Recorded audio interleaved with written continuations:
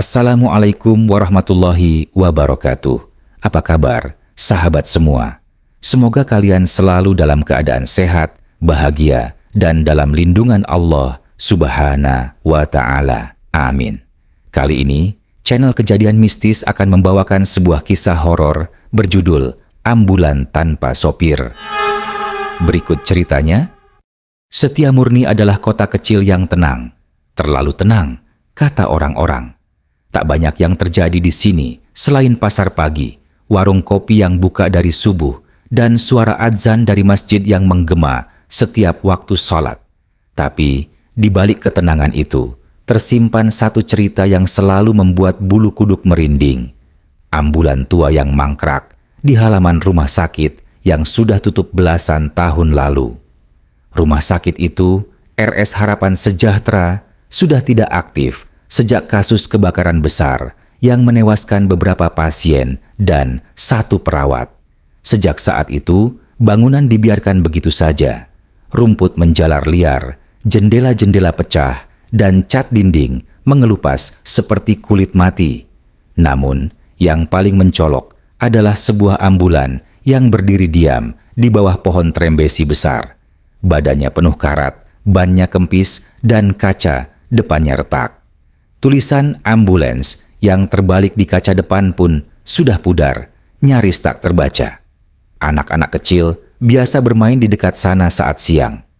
"Ayo main petak umpet, yang jaga jangan dekat ambulan ya," seru Raffi, bocah kelas 4 SD yang jadi pemimpin permainan. "Kenapa emangnya, Vi?"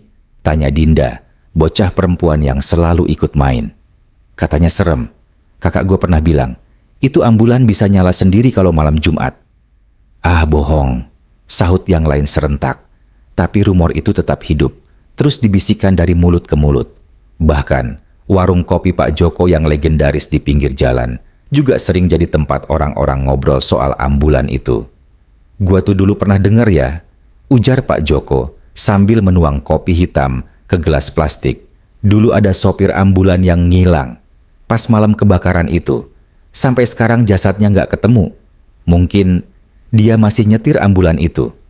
"Hi, merinding Pak," seru Dedi, pelanggan setia yang baru saja pulang lembur. Pak Joko hanya tertawa kecil, namanya juga cerita lama. Tapi ya, sampai sekarang mobilnya nggak pernah diangkat-angkat. Katanya tiap kali diderek, bannya selalu bocor mendadak. Cerita itu didengar oleh Dimas, remaja SMA kelas 11, yang kebetulan sedang ngopi di warung Pak Joko sambil main ponsel. Ia mendengus pelan. "Ah, mitos gitu doang dipercaya," gumamnya. "Lu ngomong apa, Mas?" tanya Pak Joko. "Enggak, Pak. Saya cuma mikir, kayaknya itu ambulan bisa jadi konten horor seru. Bikin YouTube, siapa tahu viral." Pak Joko tertawa kecil. "Ya, coba aja. Tapi jangan nyesel kalau malam-malam ada yang ikut pulang." Dimas menyeringai. Di kepalanya sudah muncul ide, membuktikan bahwa cerita itu cuma omong kosong. Ia tidak tahu kalau malam-malam di Setiamurni memang menyimpan sesuatu yang lebih gelap dari yang ia kira. Dimas duduk di ruang kamarnya malam itu sambil menggulir layar ponsel. Di atas meja kecilnya ada tripod ring light, kamera mirrorless bekas yang ia beli dari hasil kerja magang, dan laptop yang menyala memperlihatkan channel YouTube-nya yang baru merangkak naik. Dimas deteksi. Ia mengetik judul baru di dokumen idenya. "Ambulan hantu di rumah sakit terbengkalai, fakta atau mitos." "Ini bisa jadi konten gede," gumamnya sambil memutar kursi. "Kalau emang benar ada suara atau lampunya nyala sendiri, bisa viral." Ia pun membuka grup WA teman-temannya. "Dimas, bro, lu pada free Jumat malam? Mau konten uji nyali di rumah sakit tua yang ada ambulannya itu loh. Taufik, si paling penakut." "Yaelah bro, seriusan? Itu tempat angker beneran men." "Reza, si pemberani." "Gas, tapi gua nggak mau nginep di dalam ya. Kalau ada suara aneh gua lari." "Nico, si cuek. Ikut, asal dibeliin mie ayam dulu." Dimas terkekeh. Mereka bertiga teman sekelasnya yang memang sering diajak ngonten bareng, meski lebih sering berantem soal ide ketimbang bikin videonya. Hari Jumat pun datang. Sepulang sekolah, Dimas menyiapkan perlengkapan. Kamera, senter, baterai cadangan, mic clip-on, dan sebotol air doa dari ibunya yang dengan wajah was-was bilang, "Mas, hati-hati ya, jangan macam-macam. Kalau ngerasa nggak enak, langsung pulang. Jangan nantangin." Dimas mengangguk, walau tidak benar-benar mendengar nasihat ibunya. Malam itu, mereka berempat berkumpul di warung Pak Joko yang sengaja buka sampai tengah malam. "Lu beneran mau rekam di sana, Mas?" tanya Pak Joko sambil menuang teh hangat. "Bukan cuma rekam, Pak. Kita mau lihat apa bener ambulannya bisa jalan sendiri." Pak Joko terdiam sejenak. Matanya menatap ke arah rumah sakit tua di seberang jalan, gelap, sunyi, dan seolah memandangi balik. Ambulan itu kadang nyala pas jam 2:10, tapi cuma pas malam Jumat tertentu. Kayak malam ini, Pak Joko menghela napas. Mungkin mereka mulai mempersiapkan kamera. Dimas menyalakan mic dan menata tripod di balik semak kecil. Mereka bersembunyi di belakang warung yang sudah tutup lampu. Jam menunjukkan pukul 1:45 pagi. "Sepi banget," bisik Taufik. "Lu takut?" goda Reza. "Nggak takut, cuma ya kok hawanya beda ya sekarang?" Dimas melirik ke arah rumah sakit. Ambulan tua itu tampak sama seperti biasa. Diam, karatan, tak bernyawa. Tapi malam itu ada sesuatu di udara. Angin yang tadi sejuk kini terasa dingin menggigit, membawa bau besi berkarat dan obat. Tiba-tiba Niko menegakkan tubuhnya.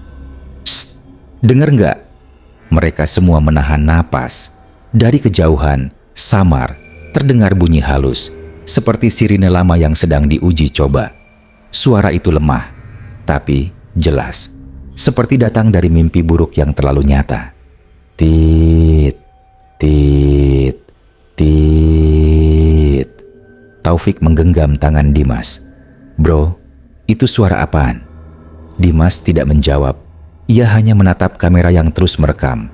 Lensanya mengarah tepat ke ambulan yang mulai menyala. Lampu remnya berkedip sekali, lalu sekali lagi.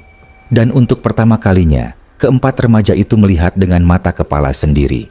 Lampu utama ambulan menyala pelan, seperti membuka mata dari tidur panjang.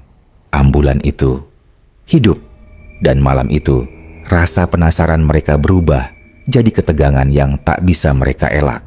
Mereka berdiri membeku di balik semak, napas tercekat.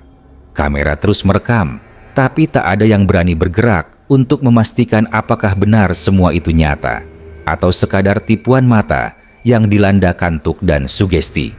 Lampu ambulan tua itu kini menyala sepenuhnya.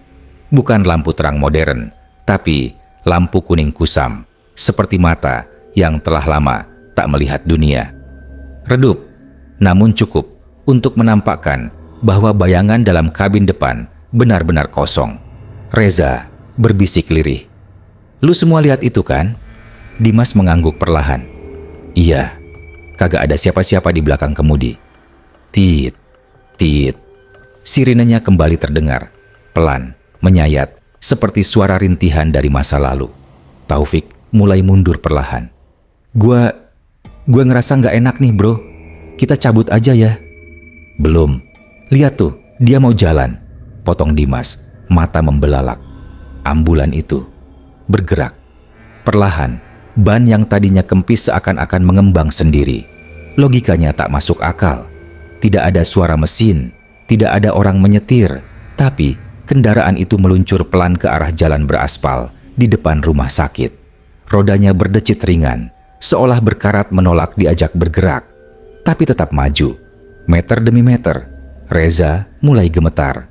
Ini fix bukan manusia. Mobil itu jalan sendiri, bro. Gila. "Lihat tuh, pintu belakangnya goyang," bisik Niko menunjuk.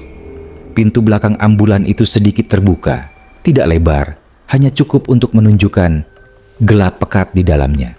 Tapi dari celah sempit itu, mereka melihat sesuatu seperti gerakan kecil, seperti ada sesuatu di dalam yang hidup. Taufik menutup wajahnya. "Gua nggak kuat. Dimas, sumpah gue cabut."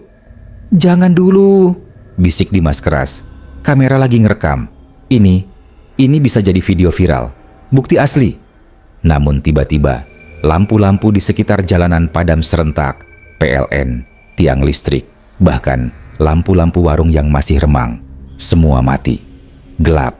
Yang tersisa hanyalah cahaya kuning dari lampu ambulan yang kini berbelok menuju jalan kecil ke arah mereka. Reza berbisik panik. "Bro,